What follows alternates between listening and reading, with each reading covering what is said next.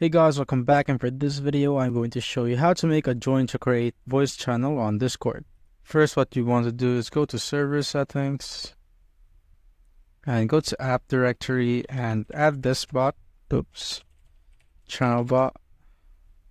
Just like so. Click on add to server right here and click on the server that you want to add this bot to. Continue, then click on authorize. And there will be a verification. Just go through that and it will pop up a a tab, but it's all good.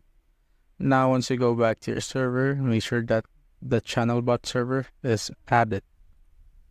So next is just go to a message right here and type in join to create. So as you can see, it is here. Click on that.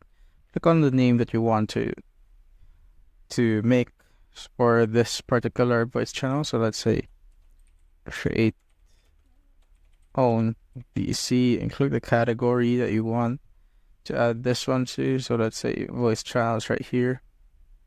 So just click on enter right here. As you can see, the join to create channel create on has been created and settings changed, like the bitrate and user limits will be copied over into the user's channels. So you could like edit the limit for this. So let's say I just want 5 users for that.